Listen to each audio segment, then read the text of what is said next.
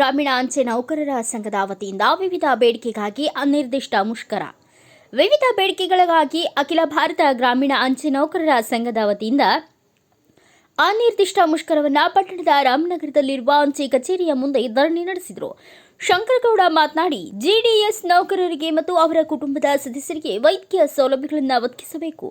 ಸೇವಾ ಹಿರಿತನದ ಆಧಾರದ ಮೇಲೆ 12/24/36 ಸೇವೆ ಸಲ್ಲಿಸಿದ ಜಿಡಿಎಸ್ ನೌಕರರಿಗೆ ವಿಶೇಷ ಇಂಕ್ರಿಮೆಂಟ್ ನೀಡಬೇಕು.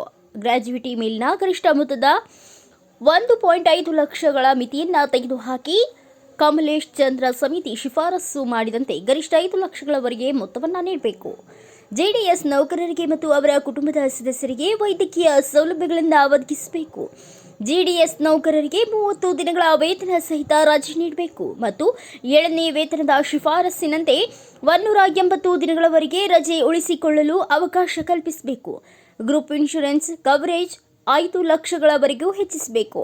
ಅವೈಜ್ಞಾನಿಕ ಗುರಿ ಸಾಧಿಸಿರುವ ಜಿಡಿಎಸ್ ನೌಕರರಿಗೆ ನೀಡುತ್ತಿರುವ ಕಿರುಕುಳ ನಿಲ್ಲಿಸಬೇಕು ಹಾಗೂ ಇನ್ನು ಅನೇಕ ಬೇಡಿಕೆಗಳನ್ನು ಕೇಂದ್ರ ಸರ್ಕಾರಕ್ಕೆ ಮನವಿ ಮಾಡಿಕೊಂಡರು. ಈ ವೇಳೆಯಲ್ಲಿ ಎಐಜಿಡಿಎಸ್ಯು ಅಧ್ಯಕ್ಷರಾದ ಕೊಟ್ರೇಶ್ ಏಣಿಗಿ, ವಿರೂಪಾಕ್ಷಯ್ಯ, ಸಂಘಟನಾ ಕಾರ್ಯದರ್ಶಿ ಸೈಯದ್ ರಫೀಕ್ ಅಹಮದ್, ಸಹ ಕಾರ್ಯದರ್ಶಿಯಾದ ಕರಕನಗೌಡ, ವೆಂಕೂಬ, ನಾಗನಗೌಡ, ಮರಿಯಪ್ಪ ಹಾಗೂ ಅಖಿಲ ಭಾರತ ಗ್ರಾಮೀಣ ಅಂಚೆ ನೌಕರರ ಸಂಘದವರು ಭಾಗವಹಿಸಿದರು.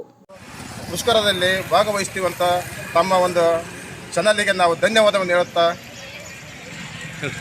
ಆಲ್ರೆಡಿ ಏನಾಗಿದೆ ಸರ್, ಈಗ ಸರ್ಕಾರದಿಂದ ಬರ್ತಕ್ಕಂಥ ಪೆನ್ಷನ್ ಹೋಲ್ಡ್ರು ಅವ್ರಿಗೆಲ್ಲ ಈಗ ಆಲ್ರೆಡಿ ಅವ್ರ ಅಕೌಂಟ್ಗೆ ಸರ್ಕಾರ ಜಮಾ ಮಾಡಿದೆ. ಈಗ ಬಟ್ ಈಗ ನಾವು 12/12ರಿಂದ ನಾವು ಅನಿರ್ದಿಷ್ಟ ಅವಧಿ ಮುಷ್ಕರ ಕರೆದಿರೋದ್ರಿಂದ ಈಗ ಆಲ್ರೆಡಿ ಹಳ್ಳಿ ಊರಾಗಿರ್ತಕ್ಕಂಥ ಜನರಿಗೆ ಹಣದ ತೊಂದರೆ ಭಾಳ ಕಷ್ಟವಾಗಿದೆ. ಅದರ ಬರ್ತಾ ಈಗ ಸರ್ಕಾರ ಯಾವುದೇ ರೀತಿ ಕ್ರಮ ಕೈಗೊಂಡು ನಮ್ಮ ಕಷ್ಟಗಳಿಗೆ ಇನ್ನೂ ಸ್ಪಂದಿಸ್ತಾ ಇಲ್ಲ. ಈಗ ಆಲ್ರೆಡಿ ಈಗ ಆಲ್ ಓವರ್ ಇಂಡಿಯಾ ಅನಿರ್ದಿಷ್ಟ ಅವಧಿ ಮುಷ್ಕರ ಇರೋದ್ರಿಂದ ಹಳ್ಳಿ ಊರಲ್ಲಿರ್ತಕ್ಕಂಥ ಜನರಿಗೆ ಈಗ ಬರಗಾಲ ಅಂತ ಸರ್ಕಾರ ಘೋಷಣೆ ಮಾಡಿರೋದ್ರಿಂದ ಈಗ ಅವರಿಗೆ ಹಣದ ಖರ್ಚು ಭಾಳ ಇರೋದ್ರಿಂದ ಜನರಿಗೆ ತೊಂದರೆ ಆಗ್ತಾ ಇದೆ. ಬಟ್ ಈ ವಿಚಾರದಲ್ಲಿ ಸರ್ಕಾರ ಒಂದು ಎಚ್ಚೆತ್ಕೊಂಡು ನಮ್ಮ ಸಮಸ್ಯೆಗಳಿಗೆ ಸ್ಪಂದಿಸಿದರೆ ನಾವು ಹಳ್ಳಿಯಲ್ಲಿ ಇರ್ತಕ್ಕಂಥ ಜನರಿಗೆ ಹಣದ ವ್ಯವಸ್ಥೆಯನ್ನು ಮಾಡಿ ನಾವು ಒಂದು ಕಚೇರಿ ಕೆಲಸವನ್ನು ಸುಸೂತ್ರವಾಗಿ ನಡೆಸ್ಕೊಂಡು ಹೋಗ್ತೀವಿ. ಹಳ್ಳಿಯಲ್ಲಿ ಕೆಲಸ ಮಾಡ್ತಾ ಇರ್ತೀವಿ. ನಮ್ಮ ಸುಮಾರು ಒಂದು 25-30 ವರ್ಷ ಆದರೂ ಕೂಡ ನಾವು ಪರ್ಮನೆಂಟ್ ಮಾಡಿಲ್ಲ. ಅದೇ ಸಂಬಳ ಕಡಿಮೆ ಕೊಟ್ಟು ಗೀತೆಗಳು ಅಂತ ಕೂರಿಸ್ಕೊಂಡಿದ್ದಾರೆ. ಲೆಕ್ಕ ಸಿಸ್ಟಮ್ ಆಗಿ ನಾವು ಕೆಲಸ ಮಾಡ್ತಾಯಿದ್ದೀವಿ. ನಮಗೆ ಯಾವುದೇ ಪೆನ್ಷನ್ ಇಲ್ಲ, ಏನಿಲ್ಲ. ನಿವೃತ್ತಿ ಆದರೂ ಕೂಡ ನಮಗೆ ಯಾವುದೇ ಪೆನ್ಷನ್ ಇಲ್ಲ. ಆ ರೀತಿ ಜೀವನ ಮಾಡೋಕ್ಕಾಗಿದೆ. ಇನ್ನು ಮುಂದೆ ಆದರೂ ನಮ್ಮನ್ನ ಪರ್ಮನೆಂಟ್ ಮಾಡಿ ಇದು ಮಾಡ್ಬೇಕಂತ ನಾವು ಬೇಡಿಕೆ ಇಟ್ಟಿದ್ದೀವಿ.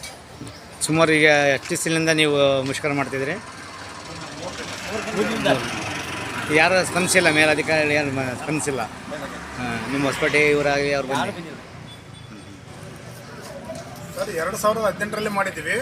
ಅದರಲ್ಲಿ ನಾವು ವರದಿ ತಗೊಂಡು ಕಮಲಚಂದ್ ವರದಿ ಅಂತೇಳಿ ನಮ್ಮ ವಿನಿಯಲ್ಲಿ ಇದು ಮಾಡಿ ಆ ವರದಿಗೆ ಪ್ರಶ್ನೆ ಮಾಡಿ ನಮ್ಮಲ್ಲಿ ಅವೆಲ್ಲ ವರ್ಕ್ಗಳು ಆಗಿ ನೋಡ್ಕೊಂಡು ಹೋಗಿ ಇದ್ರ ಪ್ರಕಾರ ಮಾಡ್ತೀವಿ ಅಂತ ಹೇಳಿ ಕೊಟ್ಟಂಥ ವರದಿನ ಇವತ್ತಿನವರೆಗೆ ನಮಗೆ ಜಾರಿಯಲ್ಲಿಲ್ಲ ಸರ್. 6 ವರ್ಷ ಆಯ್ತು ಸರ್. ಇವತ್ತಿಗೆ 2018ರಲ್ಲಿ ಆಗಿದ್ದು, ಈಗ 2023 ಬಂತು ಸರ್. ನಾವು ಒಂದಿನ ಮಾಡಿ ಮತ್ತೆ ಒಂದಿನ ಮಾಡಿದ್ದೀವಿ ಸರ್. ಮಾಡ್ತಾರಂತಂದಕ್ಕೆ ಆಮೇಲೆ ಅವಾಗ ಮಾಡ್ತೀವಿ ಅಂದಾಗಿಲ್ಲ ರೀ, ಬಂದಿದೆ ಎಲ್ಲ ನೋಡಿದ್ದೀವಿ, ನಾವು ಮಾಡಿಕೊಡ್ತೀವಿ ಅಂತಂದೇಳಿ ಇದೇ ಥರ ನಮ್ಮನ್ನು ಮುಂದೆ ದೊಬ್ಕೊಂತ ಹೋಗ್ತಿದ್ದಾರೆ ಸರ್. ಹೊರತು ನಮ್ಮ ಒಂದು ಕೆಲಸ ಮಾಡಿಕೊಡೋಕೆ ತಯಾರಿಲ್ಲ ಸರ್. ಬರೀ ಹೇಳಿಕೆಗಳು ಆಗಿದ್ದಾವೆ ಸರ್. ಒಂದೊಂದೇ ಹೇಳಿಕೆಗಳು ಕೊಡ್ತಿದ್ದಾರೆ. ವರದಿ ಬಂದಿದೆ ಸರ್, ವರದಿ ತಮ್ಮರೇ ಮಾಡಿದ್ದಾರೆ. ಡಿಪಾರ್ಟ್ಮೆಂಟ್ನವ್ರಿಗೆ ಒಂಥರ ಮಾಡ್ತಾರೆ ಸರ್. ನಾವು ಇಲಾಖೆದಾರ ನೌಕರರಿಗೆ ಒಂಥರ ಮಾಡ್ತಾರೆ, ಅವ್ರಿಗೊಂಥರ ಸಂಬಳ, ನಮಗೊಂಥರ ಸಂಬಳ. ಭಾಳ ಮಲತಾಯಿ ಧೋರಣೆಯನ್ನು ತೋರಿಸ್ತಾ ಇದ್ದಾರೆ ಸರ್ ಸರ್ಕಾರ. ಆಮೇಲೆ IPPB ಮೊಬೈಲ್ ಬಂದಿದೆ ಸರ್.